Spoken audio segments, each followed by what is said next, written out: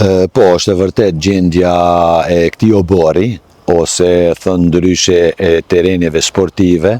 të cilet kanë ekzistuar më përpara në shfrytëzim të nxënësve, mirë po ka disa vite që ky teren sportiv ose kjo hapësirë e shkollës nuk shfrytëzohet nga ana e nxënësve e shkollës për shkak se është ndërtuar salla e re e sportit atje, e cila i merr të gjitha kapacitetet e nxënësve të cilët kanë edukat fizik. Po kjo nuk do të thotë se ne nuk kemi nevojë për këto terene sportive, sepse ekzistojnë mundësi që në këtë hapësirë goxha të madhe që jo çdo shkollë ka në dispozicion të bëhen hapësira sportive për sporte të ndryshme, të cilat nuk mund të realizohen në sallën sportive.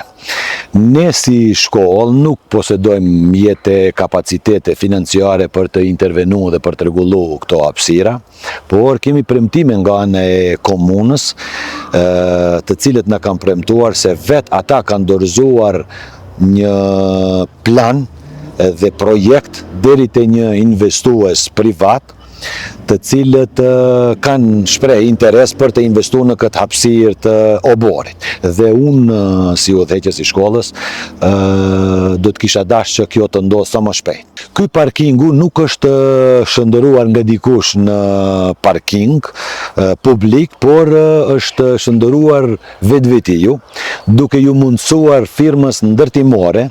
e cila është duke punuar në objektin e sallës së vjetër të sportit, pranë kësaj shkollës tonë, Gjimnazit Kiril Peqinović,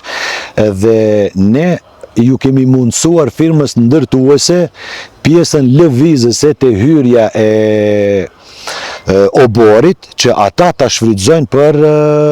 punët e veta ndërtimore, kalimin me furgona apo me pajisjet e tyre, me makineritë e tyre,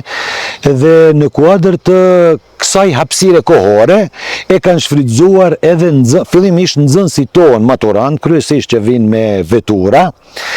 Pastaj kanë hyrë edhe qytetarë të ndryshëm. Ky parkim është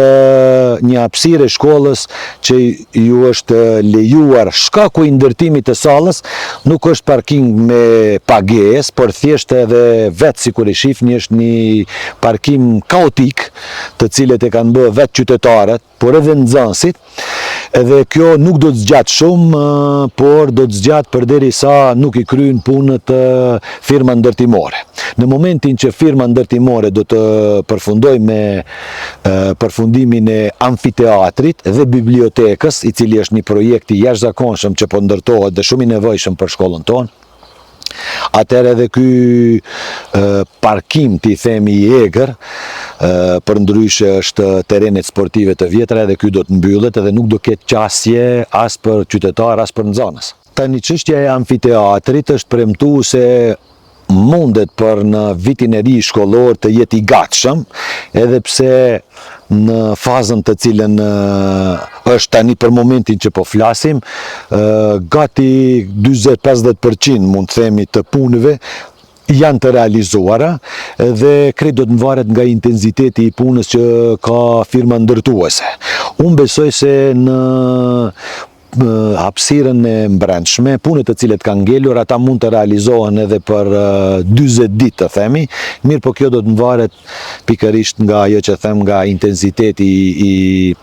i firmës ndërtuese. Sa më shpejt ato ta kryjnë, edhe ne do kemi mundësi pastaj të koncentrohemi në oborin e shkollës, edhe në rregullimin e hapësirës brenda kësaj.